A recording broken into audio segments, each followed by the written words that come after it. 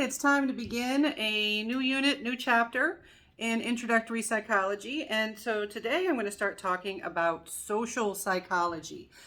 Now, social psychology is one of those subfields of psych that a lot of people, when they think of psychology, if they haven't had any previous coursework or anything, they tend not to think of the stuff that we study in social psychology. In fact, when I tell people, who aren't in the field, I'll talk about like, oh, what am I doing right now? What am I working on? When I'm teaching social psychology, I'll say, oh, well, I'm looking for a good example. I'm trying to think of a good test question to see if my students understand this concept.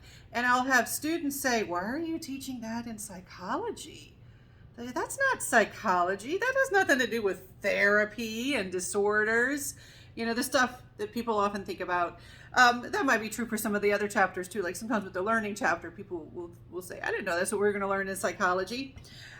So social psychology, it's a little different than some of the other subfields that we go over, where we focus on the individual in a lot of these subfields.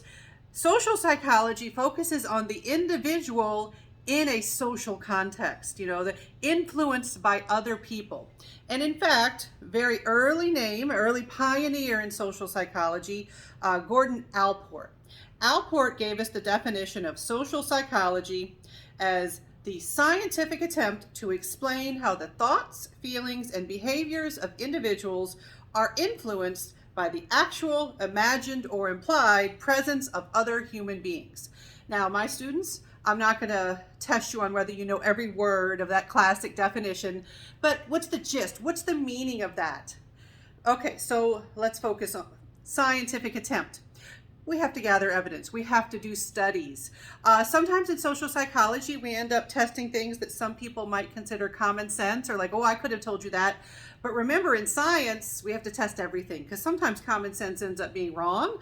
Sometimes it's just good to verify that things work the way that you suspect that they would. And the other important thing about it is that it says actual, imagined, or implied presence of other human beings. So one person's reaction to another person or a group of people may be different than another person's.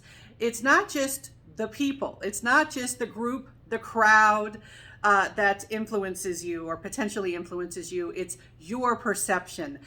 So the actual behavior or situation of others, imagined or implied. So sometimes people don't even have to be around the implied presence of others. People might be around, that sort of thing. And so we'll talk in more detail about various sort of basic concepts in social psychology.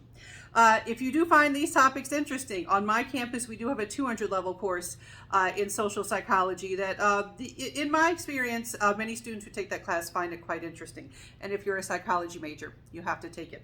All right, so in the next few videos we'll start talking about we're going to start by talking about something called social cognition, one of the sort of core areas of social psychology.